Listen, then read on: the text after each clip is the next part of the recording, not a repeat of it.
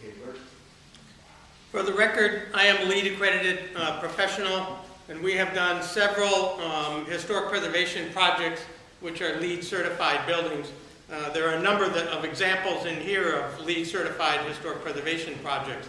But LEED is not a requirement of anything. It's a voluntary system, and it's a way of measuring how sustainable your design intent and your project will be. It doesn't tell you what you should or shouldn't do. It educates you about the possibilities and the things that are available to you to do a much more sustainable, and LEED recognizes that.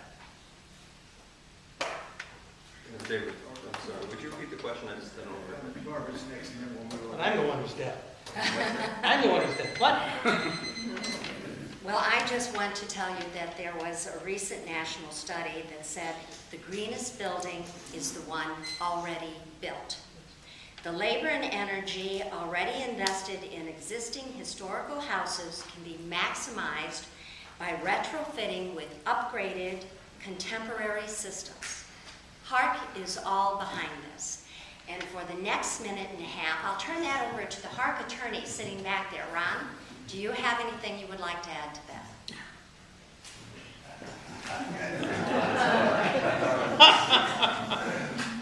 Well, I don't want to speak on behalf of the HARC board, and I'm here in my official capacity as one of the city attorneys, but I had some questions myself, more importantly, some concerns about some representations that were made here today that I just think are flat out wrong. But I'll wait till the question and answer session. Yeah, we'll save that. You'll have the first question in that area. Okay. And so we're going around, so we're good on the Victor. I'll repeat the question. Was LEED certification is sought out on most public and many private building projects these days. How important is this in the historic district, and how will it impact preservation?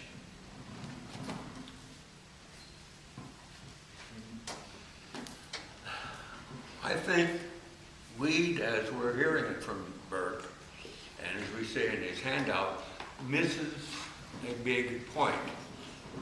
Cost. In Newtown, you're all rich, and you've got plenty of money, and you've got modern houses that got good systems built into it. I have a Civil War house, and the cost to me to retrofit with a attic insulation, which doesn't show on top, is enormous. Can't do it, practically. We don't have the money.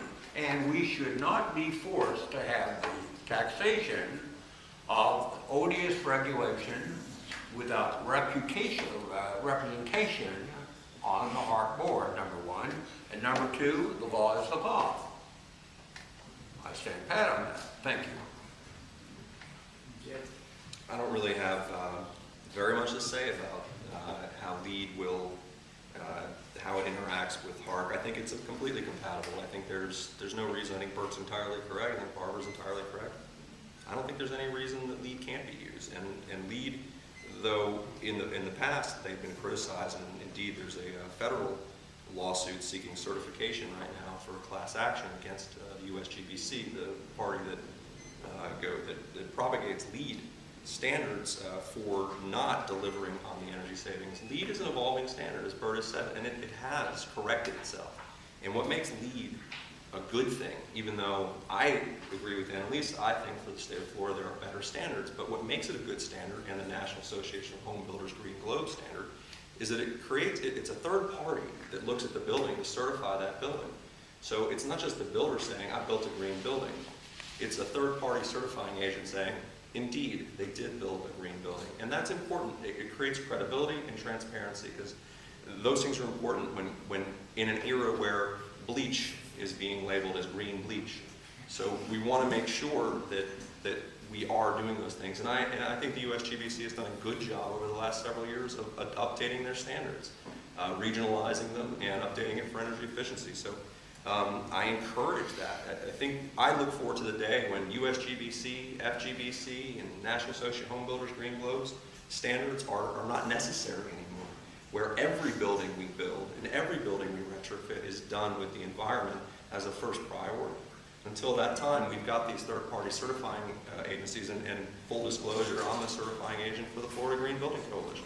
So these are good standards. I think they're helpful for people, and they're not mandatory either. So you can choose or not to choose to do it, and you can use all their materials to help you get there without ever having it certified. Okay, now this is going to be the last question we're going to pass around. I feel it's a good lead into the questions from the audience. But first, I want each of you, and let me see what order should we do. I guess at this time we'll start with Jed and work around this way. So Annalise will be the last speaker. Do you feel that by and large, most Key West citizens care about either of these issues?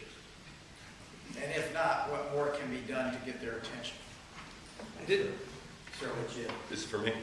Right. Indeed, I think the participation here would tell you that people in Key West are thinking about these issues. I think that both of the issues are very important, and I think people care deeply about this community. One of the reasons I love to live here is that the concern that the citizens that live in this community show for the causes that they believe in. You know, I can't slight the HARC for being zealous advocates for historic preservation, nor can I slight GLEE for being zealous advocates of the environment. I think these things are not necessarily incompatible. Like I said earlier, there are conflicts on the fringes.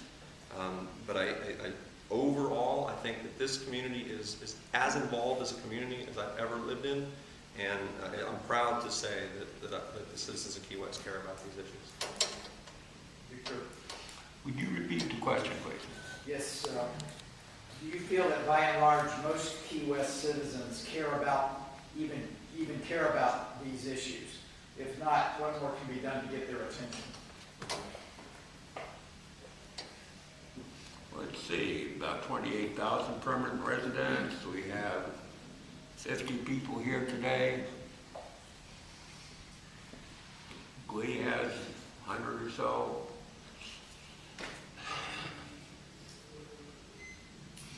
Well, I'd have to say it doesn't look too encouraging from that point of view, does it?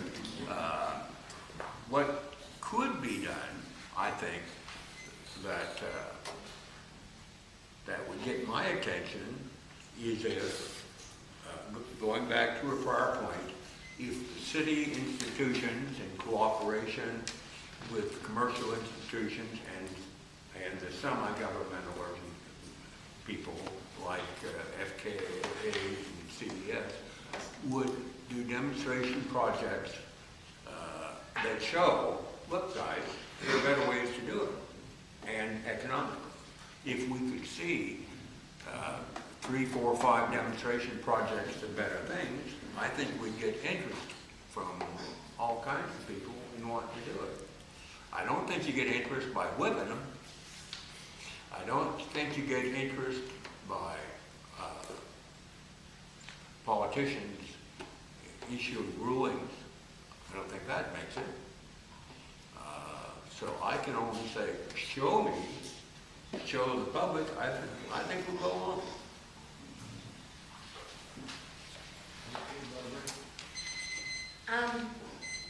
We are a very opinionated lot, and there are so many interested people in this town. They don't always come out for the minutia, but I think they hang out and listen to people, the grassroots movements that go down big time in this town. And they do have concerns, and 50 people out here tonight I think is a pretty good number. Is there another 500 that's interested? Yes, I believe that, truly. How to get everybody excited about the energy movement, about historic preservation is the big question, because we probably could have been at a play tonight. We could certainly all be at a bar. It is balancing the quality of life issues with the entertainment issues. I mean, this is something that happens all the time with the TDC. There's always somebody screaming at them that we're not paying attention to those important issues. We should be talking about our artists. We should be talking about the environment, and we should be talking more about the historic preservation. You tell us how to do that. Well, no, your time's not up. Well, that's all right. I don't have any answers for how to do that. If you're done. I am. You can have extra. Are you ready, Dave? Yeah. I don't know that it's fair to say that the majority of the people in Key West care, at least on a level that the people that are here do. But I think it's certainly fair to say that most of the population of Key West is certainly aware of the issues, and I think they have some concerns about it. I don't think that they are, it's first and foremost on their mind as it is for a number of us. But I think what we're dealing with here is sustainability, and sustainability is a life's choice. You make choices and you are leading a sustainable life. If you choose to live in Old Town and not drive a car and ride a bicycle or walk instead, you've made a sustainable choice. If you choose to renovate an existing building, whether it's historic or not historic, you've made a sustainable choice. The energy that's embodied in an existing building can never be recovered if you demolish that building and build another building in its place, no matter how green you build it. If you make a decision to install a programmable thermostat that changes the temperature settings in your house when you're not home automatically, you've made a sustainable choice. If you choose to demolish a building in order to build a modern, sustainable building, you have not made a sustainable choice. I think I know what building you're talking about. Okay, Annalise. Well, I echo the first panelist's idea that we need to have more projects that are out there that people can see. And that's one of the agenda items for the Climate Action Plan and the League. We had applied for a grant this year, Dunn Foundation grant, to have the city and Glee, Keys Energy, the Aqueduct Authority, and South Florida Water Management District to work together to create a program where we have projects and we have on the website, so that they're very specific. This is exactly how you do this project from beginning to end. And as we move along, we like to have demonstration projects. We had applied for a grant, or wanted to apply for a grant. We ended up applying for a lighting grant instead, but to create such a project on the Park and Ride. So we'd have one solar facility at the Park and Ride that everybody could come and see any particular day of the week and see how it operates and what all the different parts are, so that it's not so scary. So I think it's important that we all work together. I think most people in this community are concerned about the environment, and they're concerned about energy use. It may be for different reasons. It might not be because, climate change. It might not be because the sea level is rising. It might be because their electric bill is so high. But they care, and I spend a lot of time with kids. I have 3 kids in high school. They all care.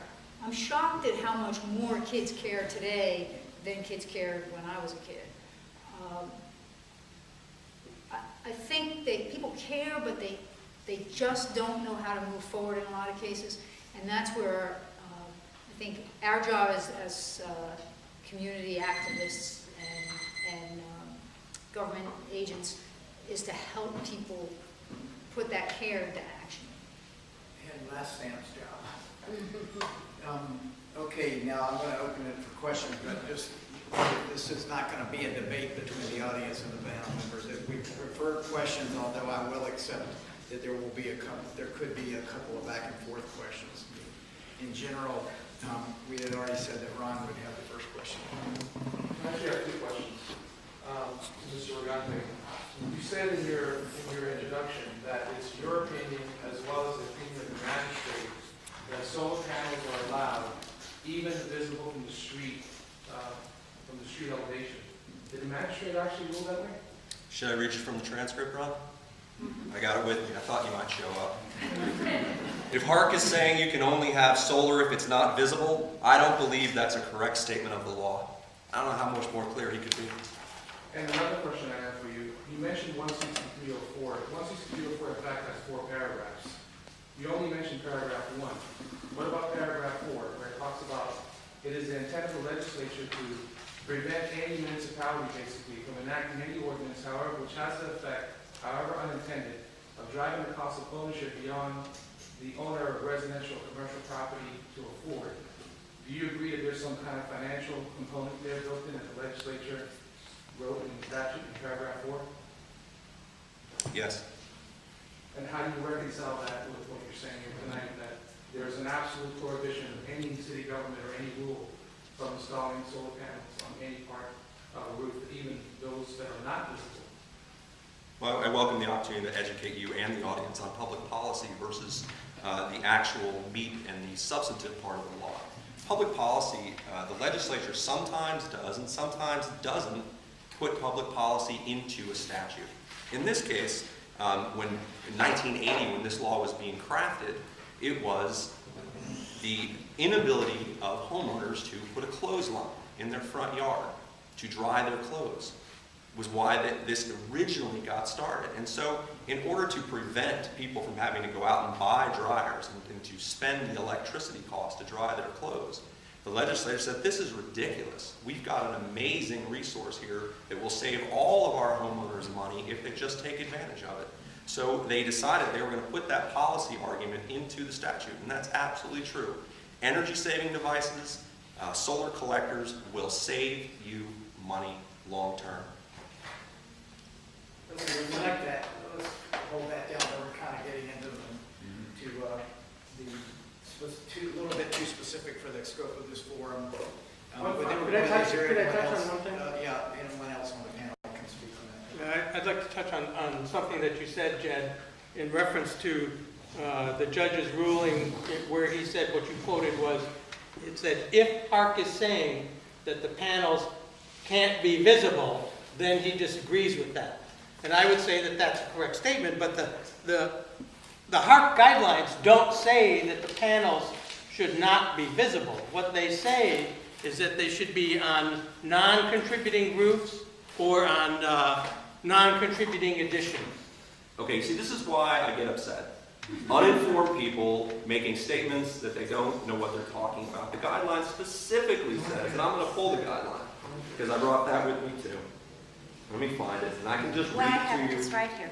Well, then read the part that says not visible from public And rights. can only be placed on roof surfaces not visible from a public right-of-way. Okay, so, you know, if... That doesn't mean they're not visible from other locations. Right, they're not visible from the public right-of-way, Bert. That's what I said, and that's what the judge said. And what's the problem with that?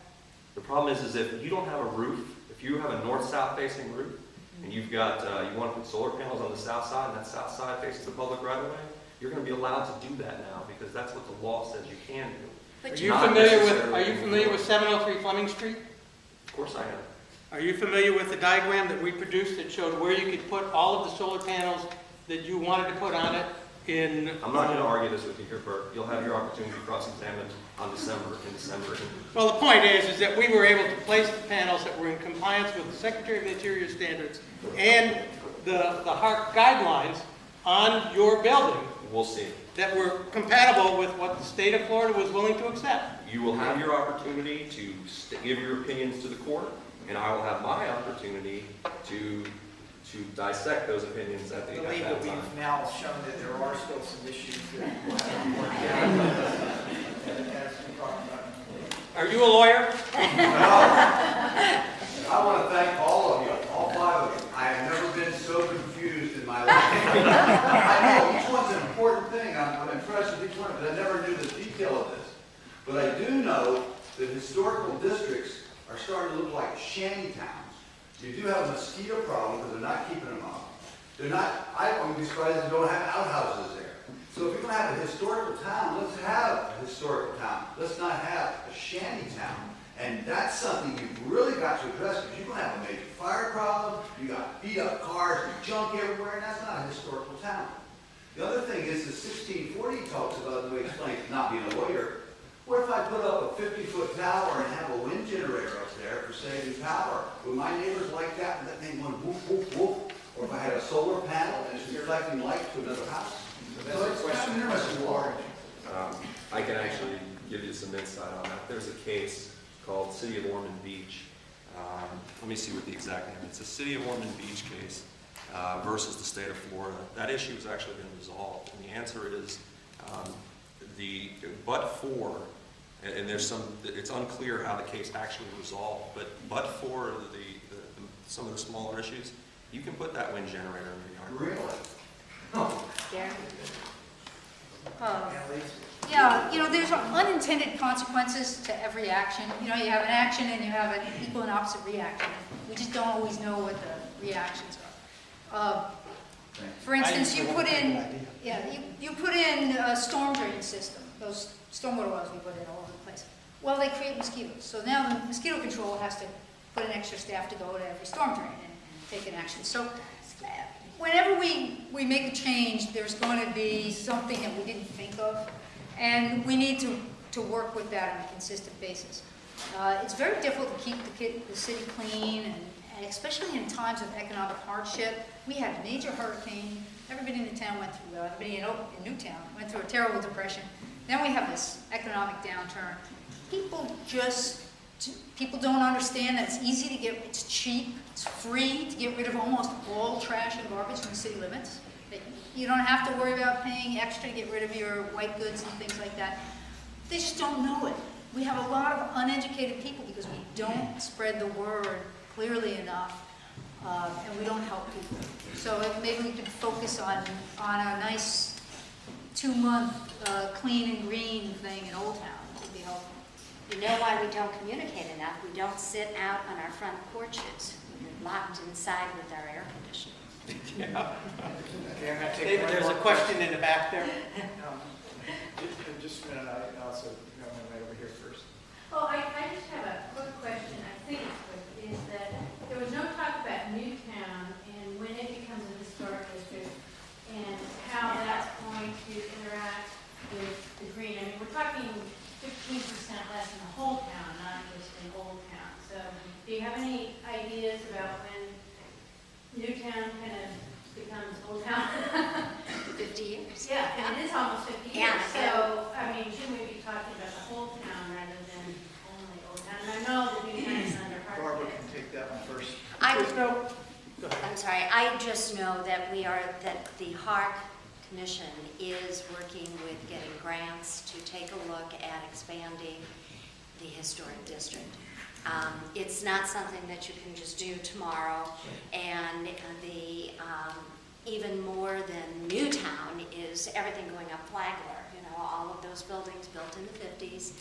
So this is it. Until they became 50 years old, they weren't being considered. So yeah, that's the next step.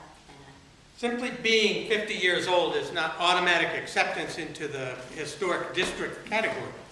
So there are other criteria involved in that. So there may be other historic districts. Newtown may have areas that are considered to be significant for one reason or another, but it's not automatic simply because it's 50 years old. Here, the house my dad built, I don't think of it as being historic. Yes, sir. Frank Kreisbach, 1311 Mission Street. I've followed this issue here tonight, and I've followed it in Citizen. I haven't heard any mention of attic fans, in particular solar-powered attic fans. For $217, you can go to Home Depot and buy a solar-powered attic fan, and it would accomplish pretty much the same thing I think a white roof would. The sun comes up and it turns on and it runs, and as the sun rises in the sky and it gets hotter and hotter out, the solar collector produces more electricity and the fan runs faster and provides more cooling. And in the evening, when the sun goes down, the thing shuts off. It doesn't cost any money to run. What do you say about that? And I would think it would be a lot cheaper than hiring a crew to come out and coat your roof. May I address that? Because we did. First of all, the solar fans like that give you about 400 feet a minute. And yes, they're low cost to put in, but unfortunately, they don't feed the bulldog. We did do the same thing, however. We established, our favorite shopping place is Trump, because we believe in buying local and hiring local and buying USA. We bought a 17-inch fan that's 1,500 feet per cubic feet per second, and we stuck it in the end of the attic door with the thermostat that whenever the air temperature gets in there at 110 or higher, it sucks energy from under a tree, a cool area, and through. And that has helped. That works a lot.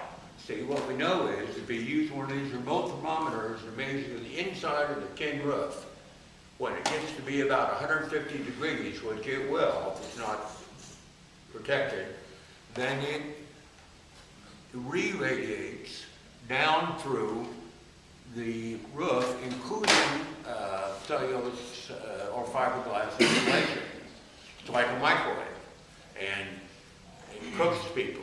So if you have two houses, one that has a solar barrier or white roof or cooling fan, and the other one that does not, and they're both air conditioned to 75 degrees, the one that does not will feel less comfortable. Now, we did that, we tried it, and we confirmed that. So, yeah, if you can get a big enough and effective enough solar fan, it'd work. But then it gets far, far more expensive than what you're talking about. I want to touch on that because he's touched on the concept of there are many things that you can do to reduce your energy consumption. And again, a lot of those are in the building code under the Secretary of the Interior standards. But one of the things that you can do that's a very simple process is to install a radiant heat barrier. You can buy a roll of Parsec radiant heat barrier for less than $200, and it'll cover the attic of a 1,500 square foot house. And all you have to do is roll it out, staple it to the underside of your roof rafters, and you will reduce the temperature in your attic automatically by 30 degrees.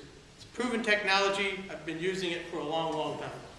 And I'm going to have to finish this off here. Yep, Our last one quick question will be point. from Ross. I have personal experience with the issue. I had a regular powered attic fan in my typical conch house, and it worked very, very well for moving air through. And then I switched to a solar fan, and I agree with Victor, it didn't do squat. I installed a radiant barrier underneath the roof, and it helped. But then finally, I took out the radiant barrier, painted the roof white, and spray foamed the underside of the roof, and it felt like we're living underneath an oak tree. It made a dramatic difference. So that's gonna Because it keeps the heat out of the roof structure to begin with. If you have a reflective barrier on the outside of the roof, rather than letting wood absorb the heat, I'd lay in bed at night and feel the heat radiating off the ceiling because well into the evening. And after the white roof, that all just completely went away. So our final answer came from the audience. We are out of time. It's 10 after. We're actually running a little late.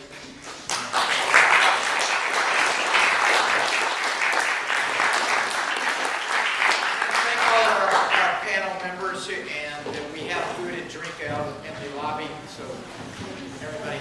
Thank you. One thing while you're filing out, if anybody's interested in a Last Stand T-shirt like this, stop by and write your name down. Put your name.